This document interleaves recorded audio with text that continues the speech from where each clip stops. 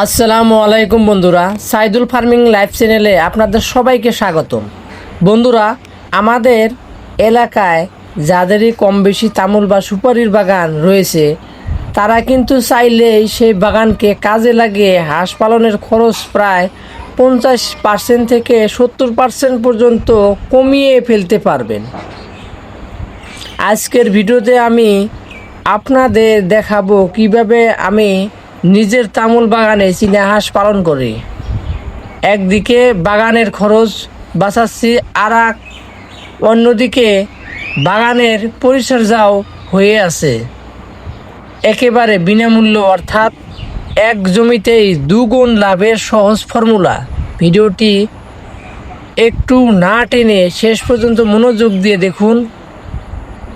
খাবারের চমৎকার প্রাকৃতিক উৎস, তামুল বাগানের ছায়াযুক্ত ছাদ, সাথে মাটিতে প্রচুর পরিমাণে কেঁচো, পিঁপড়া, লার্ভা এবং নানা ধরনের পোকামাকড় থাকে।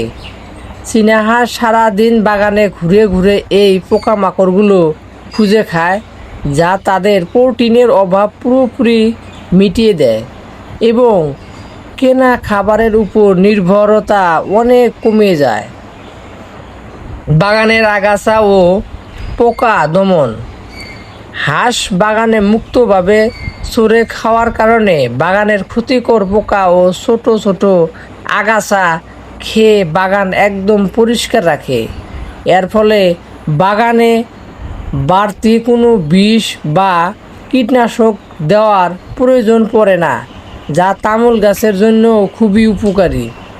তামুল গাছের জন্য বিনামূল্য জৈব সার, অর্গানিক ফার্টিলাইজার।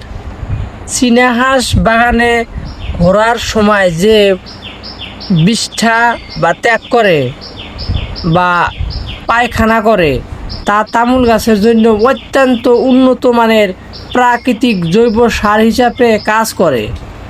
এতে সুপারি গাছের বৃদ্ধি ভালো হয় এবং ফলন অনেক বৃদ্ধি পায়।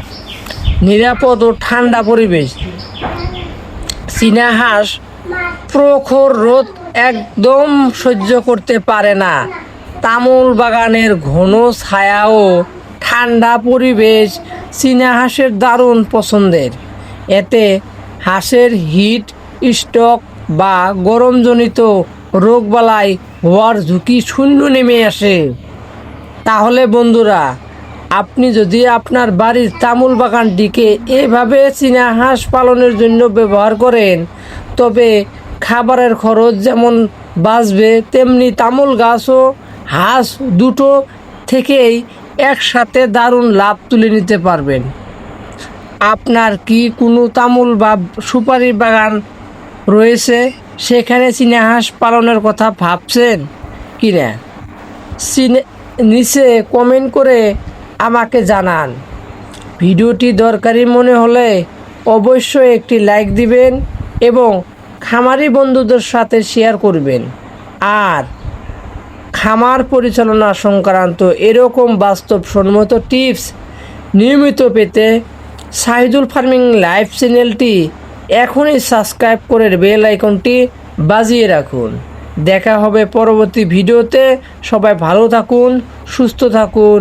আল্লাহ হাফেজ।